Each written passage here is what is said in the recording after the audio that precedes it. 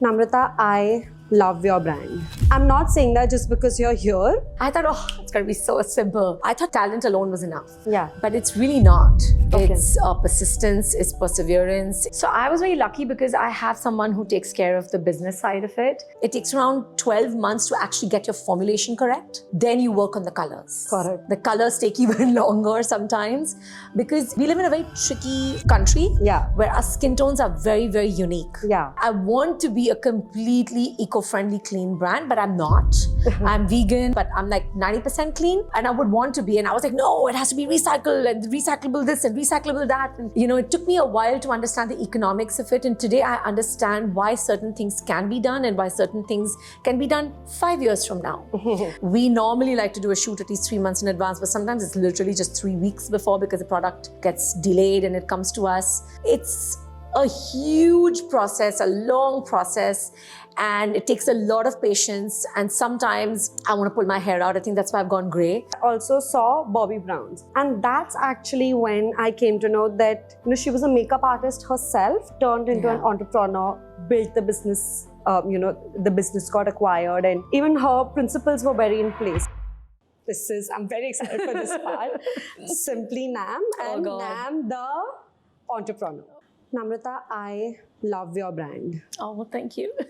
I'm not saying that just because you're here, but I genuinely love the eye pencils, the kajal, the fact that it comes with so much built-in, your lipsticks that work so well for pigmented lips, which is built for India. Yeah. And most importantly, the fact that I don't need to sell my kidney to even afford one product. Thank you. I want to hear about the brand from your mouth, the conceptualization. Why did you do this? Like, just give me what's on your mind. You know what? This brand wouldn't be there if the artist wasn't there. I think it was just me dreaming. And my dreams came true. I worked really hard to make them come true. But when I started, I'll be very honest with you. When I initially started Simply Nam, I was like, I want to have a very high-end brand and have very expensive products. And, I sat back and I thought about it and I said, I still want to be in the premium space. But I know as a makeup artist how purse-breaking it was to be able to have those products in my kit that I wanted. So then I decided to pivot and I decided to make the highest quality products at affordable prices. So I said, I will take a hit in my profit, but I want to be able to give. And if I'm not going to put that on my face, I'm not going to sell it. Okay. So I am my biggest guinea pig. And I love it because it makes me strive to make amazing products. And it's been a dream that's come true for me. It's a long way to go. We have so much more to accomplish as a brand. But if you've seen our transformation over the last 4.5 years, we have also consciously brought down our prices even more to make it more affordable. But our quality is still the same. Yeah. So we are making smaller packaging, tinier packaging, more minis, more so that more people can afford it. Yeah. People don't realize that when you're giving 7 and 8 and 10 grams of product in one blush or something, there's a reason why you charge the amount you're charging, right? So we decided to very consciously take that step and make a brand that, number one, is the reason I called it Simply Nam was because I needed to make a brand that was really simple to use. I wanted multifunctional, easy to use products that anyone can use. I think the biggest challenge that women face most of the time is like, they're scared of makeup. They're very scared. They're like, no. Makeup is only meant to be on like special occasions, or makeup is only meant to be, because you're camouflaging something and it's very difficult to apply, I don't want to, wear it. So I wanted to simplify it. Okay. So I wanted to make a kajal, which was an eyeshadow stick, a kajal. It is a multi-purpose product. You can use it in so many different ways. Like you said, you can smudge it, you can line it, you can use it in so many different ways. It has a sharpener, it has a smudger. Then we made cream eyeshadows. We made an eyeshadow palette. Again, that palette is made specifically for our skin tones. Yeah. The colors are meant for us, and it was a very, very conscious thought. Like even our lipstick colors, our eyeshadows, our blush colors, everybody would always tell me, oh, but why aren't you launching something, because this is the trend for 2026. I was like, how long is it going to remain a trend? Yeah. Just in 2026. Yeah. I said, I don't want to build a brand based on trends. Yeah. I said, I want to make a brand that caters to the classics of makeup. Yeah. That you need this blush, you need these lipsticks. I want to give full coverage, buttery soft lipsticks for people, not, liquid lipsticks which are full of alcohol and they're sucking the life out of your lips. I wanted to make textures which work for our climate, work for our skin tones, our skin textures, our skin color in our country. So Simply Nam came about because I was so fed up of constantly having to mix 5 different lip colors to get that one perfect shade. Tired of, constantly having to buy makeup just because it was a trend. Yeah. And I really wanted to cater to, Indian women and take away that myth that makeup is scary. Yeah.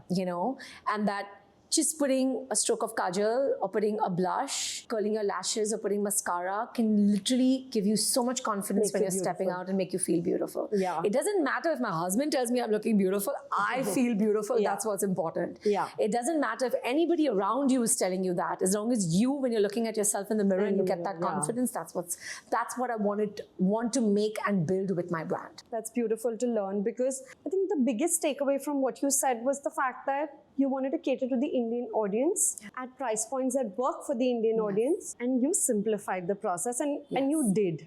And there is a certain fear associated, especially with, let's say my mom would be like, I don't know how to apply this, so it will not make me look good, so I might as well not apply it. Exactly. So thank you for taking the time to change that. You also already answered my question about why the name Simply Nam. Can you break the process down? Like, is it really difficult to launch a makeup brand?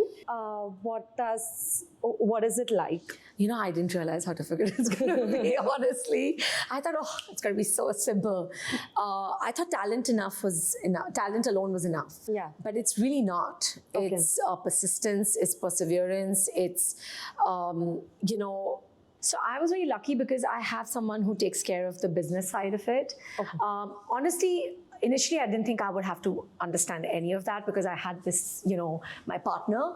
But over the years, I've realized that I had to have an understanding of it. Yeah. So I had to learn from scratch because I'm a creative, artistic person, and I've never. I was a commerce student, but I don't remember that. How much do they teach you? Exactly. Yeah. So I didn't even know what EBITDA was initially, what coags were. It's been a journey of learning. And like I said, 2 years ago, I used to get very stressed out about all of this. But I think I've just settled into it. I've started accepting it more, and I've realized that resilience is what keeps me going. That I need to just be there, understand it, and the more I understand, the more accepting I am. Like earlier, I would have an argument with my team and be like, no, but I want to do it this way. Okay. I want to spend so much on this product, or I want this particular packaging because I want it. And they'd be like, listen, you need to understand the economics of it. And I'll be like, no. Because I wasn't involved in that aspect of it initially, but I've had to. So it opened up my eyes, and today I have become a more conscious entrepreneur. So I know that I want to give my clients the best, but I have to make sure that I want to be a completely eco-friendly, clean brand, but I'm not. I'm vegan. I'm, a lot of things, but I'm like, 90% clean. And I would want to be. And I was like, no, it has to be recycled and recyclable this and recyclable that. And, it took me a while to understand the economics of it. And today I understand why certain things can be done and why certain things can be done 5 years from now. So, yeah. Is this a problem because we're building for India, or these are global problems? I think these are global problems. I think every Okay. entrepreneur faces it. Also, we've entered a market and an industry which is so competitive. Yeah. Because suddenly from 2020, the manufacturing market boomed in India because everything was closed, Okay. right? So every single person out there is opening up a makeup brand. Yeah. But what they're doing is that they're white labeling, and we are not. Do you want to explain what white labeling is to the audience? So white labeling is like, I'm a manufacturer, I have a factory, I manufacture lipsticks and different things. There are different manufacturing plants that do different things. There's some people who only concentrate on eye products. There's some people who only concentrate on lips. There's some people who do manufacturing units that do everything. So they will come to me or I will contact them and I'll be like, oh, okay, what lipsticks do you have? And they'll come and they'll show me the textures and everything. And then I'll be like, okay, I want to buy this one. So I will slap my name on it, buy packaging, and I'll put it out there under, say, another brand. So we don't do that. We create all our formulations. Wow. Because that's what makes Simply Nam Simply Nam. Yeah. And that's what makes everyone want to copy us. That's also what makes it Nam. Like, yes, that's what makes it Nam. You've put your soul into it. I put my heart and my soul into it. It's a very competitive and tough industry because we don't live in a country where it's very difficult. Like we own some of our formulations, but some manufacturers don't give you the formulations. They don't want you to buy it. They don't want you to own it. So it's very tough because that makes it very easy for someone to just come pick up your product, copy it, plus put your name on it and sell it. Yeah. So there are tons of brands. Every day, I think there's a new makeup brand opening up in our country because we've entered that phase in India where makeup is also a lot more, people are also accepting a lot more of it and they want to experiment and have fun with it. Can we maybe just take one example of any, like maybe your favorite product, and you walk us through what the conceptualization, R&D and go-to-market looks like? And the reason I'm asking you this is, right, because I've followed you for long enough, I know that there have been gradual product launches. Yes. Which adds up with the fact that you said 18 to 24 months is an average time. So it started with the microfiber towel. And then it launched, and I think the recent is the lip balm with the nice applicator. The lip oils. The lip oil, sorry. Pick any one product and walk us through it. I would say my concealers. Okay. That has been a project which we worked on for 24 months. Okay. My color correctors and concealers, anything with skin took us a really long time because number one, I wanted it to be my formulation. I wanted it to have certain payoffs that are very important to me. I don't know if you've tried my concealer yet, but it's like every other technology, blurring, all that is there, but you need very little and you don't need a powder. It self-sets. Okay. So we really wanted to work very hard in making something that was not there in India. Yeah. So the whole process starts with, okay, this is what do you have? They will always send us their benchmark first. I'll be like, this is not what I want to work with. Okay. I want a certain set of products, ingredients, formulations. This is the kind of formulation I want made. Then they will go back to the drawing board. It will get made. It'll come to me. We will go to the factory if that saves us some time. And that is just the beginning of. That's not even like that's the first color. Okay. And most of the time we are arguing with our manufacturers because they make the lightest color for us and we don't have that color in India. Yeah. Okay, so I'll be like, no, make it in my skin tone or make it in a wheatish skin tone. I can't judge it with this color. And there's a lot of back and forth in terms of, no, I don't like it. It's not lasting in the heat. I need ABC added to it. I need DEF removed from it. I want this percentage increased. I want that percentage decreased. A lot goes into it. It takes around more than a year. It takes around 12 months to actually get your formulation correct. Then you work on the colors. Got it. The colors take even longer sometimes because it's a very tricky, we live in a very tricky country where our skin tones are very, very unique. Yeah. We have from very fair to very, very dusky and dark. And as a brand, I have launched 10 concealers, but there are brands out there that have launched 40 concealers. Yeah. And I always look at them and I'm like, wow, I'm like, I really wish, I mean, not that I want to, it's very confusing. Then we do our, we get colors, we experiment with them, we see what are the ones that actually work for Indian skin tones, because undertones matter, color theory comes into play here, then we start testing it. We do group testing, we do personal testing, that goes on for like at least 3 to 6 months. Got it. In the meantime, we are already taking care of, we are already, figuring out what our packaging needs to be. We get all of that. There's something called stability testing that needs to be done in that particular packaging because it needs to work with that particular product and that particular liquid that's in it. It needs to like survive heat and cold, and there are a million steps.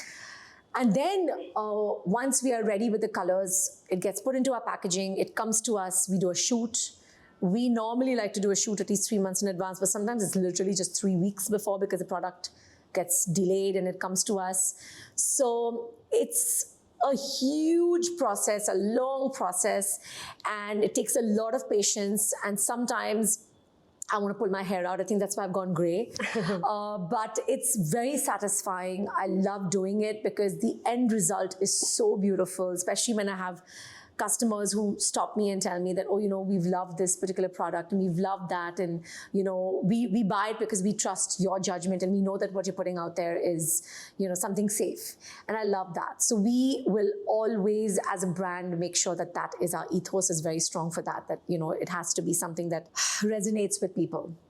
So it's, like I said, 12 months is lucky if it happens in 12 months, but it's 18 to 24 months by the time an actual product is ready and given to us to sell. You have very strong principles when it comes to your work. I admire that because I've not come across that, especially like in people who need to make money really quickly. And keep the investors happy. So I want to talk about that part also. How does it work, right? Like, is it like, do you reach out to your network and you spread the word and then you put out a pitch, or no, two friends having honestly, coffee? I was very lucky. I had a Swedish company that basically is an incubator company that invested in me. Okay. And they basically helped me launch Simply Nam in India. Okay. So for the first 3 years, we didn't need any funding. We were working with them. Then last year, we opened up a round of funding and we got Bhane to come in, and they are one of our shareholders and investors in our company. And Bhane is Anand Ahuja and Sonam. Yeah. And they have been amazing, amazing investors. They've really helped us grow the company. They trust our vision. But I'll be very honest with you, it's my partner, Hannah Khan, who she's Swedish, but I'm married in India and lives here. The only thing I told her when she called me and said that, would you like to start a brand? And I was like, I'm already in the process of like looking at stuff and like meeting people. And the only thing I ever told her was that, don't ever make me change my principles and what I actually believe in. I said, don't make me do that. Yeah. I said, I don't want to I don't want to put out products that are mediocre. Yeah. I said, everybody is doing that. I said, I don't want to be one of those brands. I said, even if that means I'm launching one product a year, I'm okay with that. Okay. Because most brands open with an entire portfolio of products. They'll have foundations, concealers, lipsticks, everything, because that's what gives you the money and the sales. And I was like, I don't want to do that. I don't want to compromise the quality because we need to make the money. And she's actually been amazing because she's never forced me to compromise on the amount of time I have taken to launch something and the quality of the ingredients that we're actually using for each product that we're putting out there. So I'm very grateful to her, and I thank you, Hannah. But it's very hard to find that balance in this world today, like you said, because most people just want to make the investors happy. We also got very, very lucky with Anand and Sonam because for them, they also wanted to be part of a brand that stands for something. And money is one aspect of it. When you survive and you can sustain for that many years, the money will automatically come. Yeah. You know, so we are in it for the long run, not in it for the short run. I think it shows. Okay, thank you. With the gradual product launches, and I'm glad to hear that you found the right fitment. Yes. Is that any particular reason why? So internationally, like I was telling you in the lockdown, I saw your the virtual makeup course. I also saw Bobbi Brown's, and that's actually when I came to know that she was a makeup artist herself, turned into an entrepreneur, built the business. The business got acquired, and even her principles were very in place, right? Like lipstick should be the color of your lip, blush should be, looking flushed. But apart, you're in India, apart from you, I don't see any prominent name like a creative artist turning entrepreneur, coming out. So are there any large barriers to entry? Is there something that needs to improve? I think I think people are also realizing there are a few makeup artists who are wanting to start their brands and who started their brands, but it's a very difficult space to be in today. If I had started this brand 10 years ago, the scene for my brand would be very different today. Okay. I was a lockdown brand, I was a lockdown baby, and I started right bang in the middle of lockdown. And it was not very easy to convince people to buy makeup online because I am an online brand. Yeah. I am an online makeup brand. I physically am not really available in any store except now I'm in Broadway in Delhi and a few parts of the country. It will change when that person is ready. It took me 16, 17 years after being in this industry to want to start a brand. Okay. Because that's when I felt ready to want to start a brand. Everybody's got their own journey. Yeah. Some people started immediately because they have the backing, they have the funds. You really need good investment. Okay. Because this business burns through money. Okay. Right? It's a very cash-heavy business. Okay. So you need to have very good investors who actually believe in your talent and who believe in you, even if you're a makeup artist, to start that brand. And they're in it for the long run. It can never be a short run. In this industry, what the makeup industry was 10 years ago and what it is now, what it was 5 years ago before lockdown and what it is now it's turned on itself completely. Yeah. I don't think I ever used to buy makeup online. I would always buy it in store. I would always want to go and try and test and feel the textures and feel the makeup. But the lockdown forced us to do things differently. And as a brand, we had to, evolve. Yeah. And because we were part of that journey of the lockdown, we were lucky enough to understand that being an online brand was very, very important. So all our communication had to represent that. Got it. The most important part that you mentioned, that you're an online brand, right?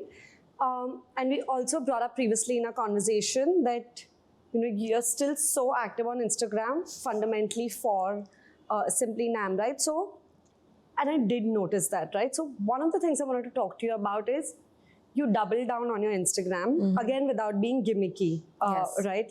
I see you in your very natural, raw self, testing your product and really showing to people what the product stands for. And the fact that you're available on all of the large online aggregators and, a D2C website of your own.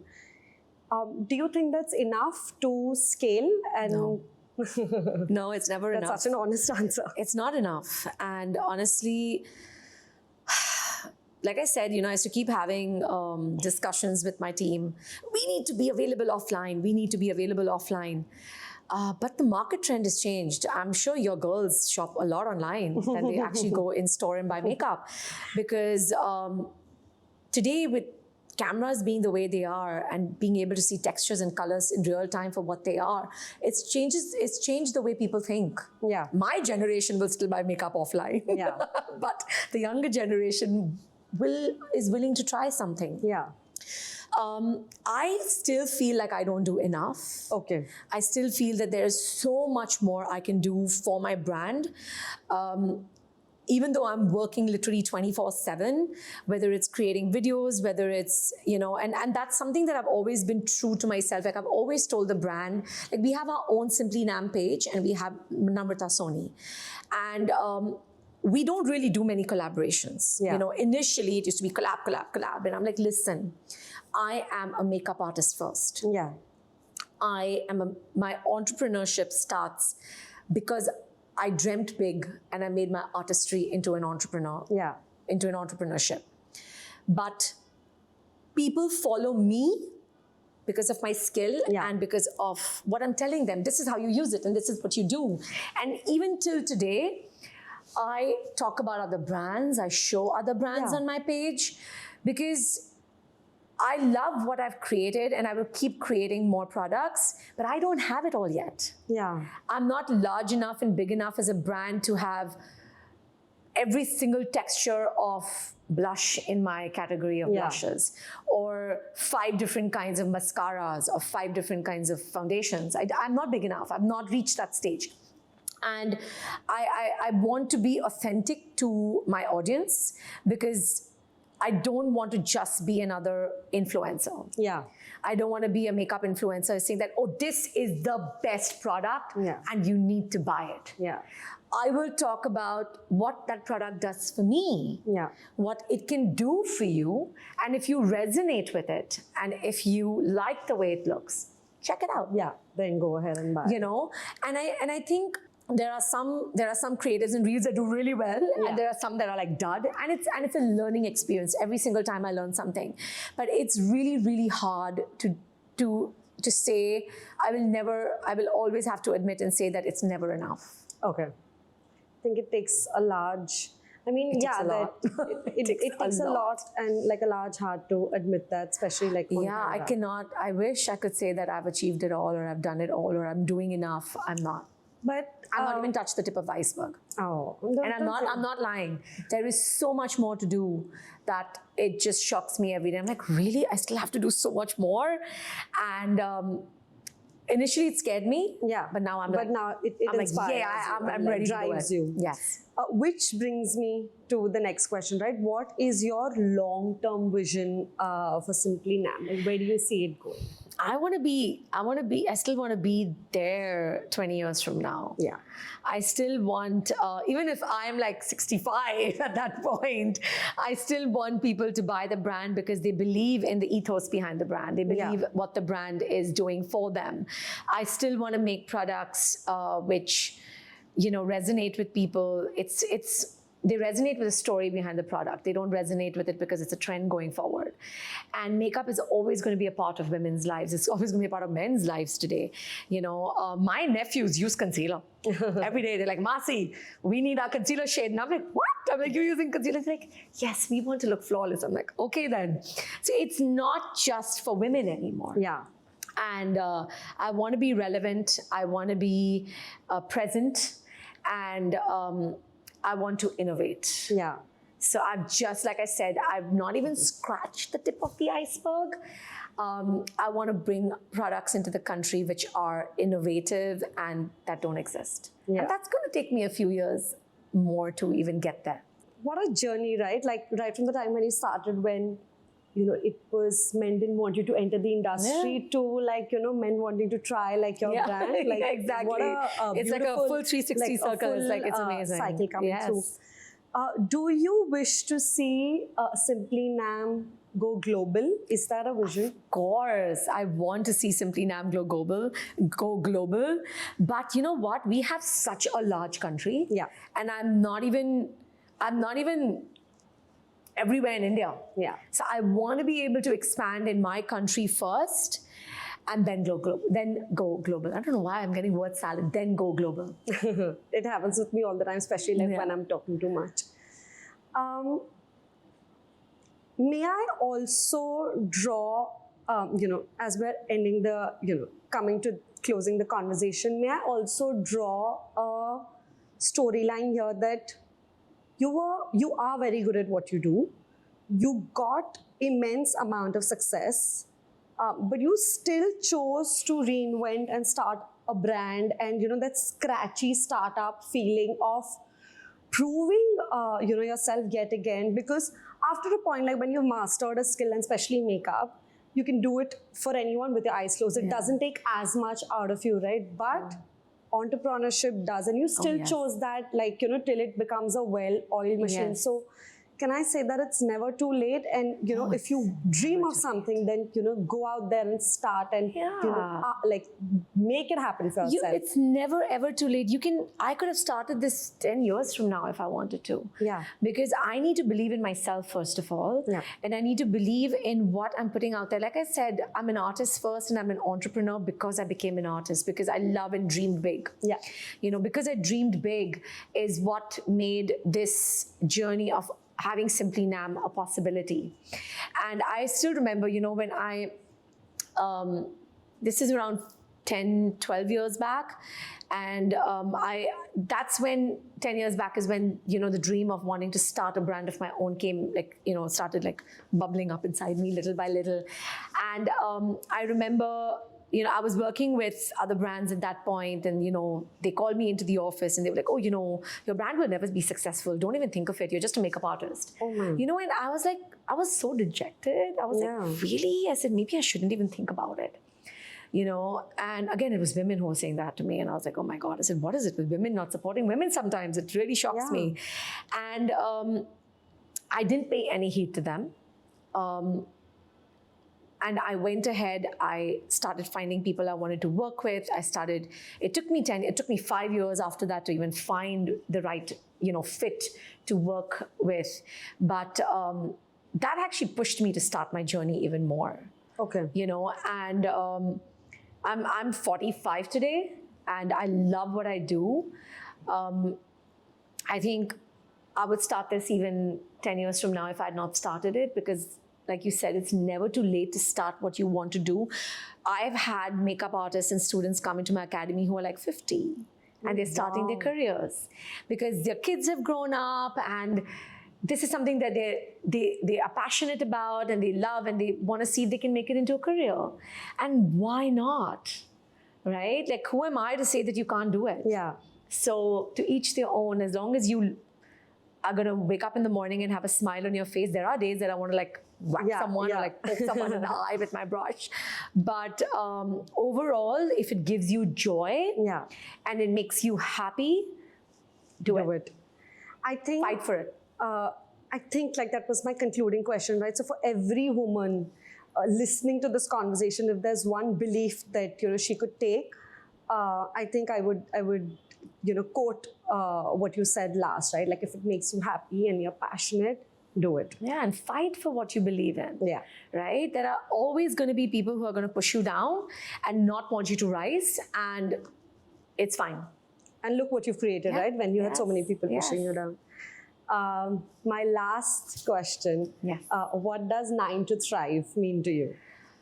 Oh my God, what does 9 to thrive mean to me?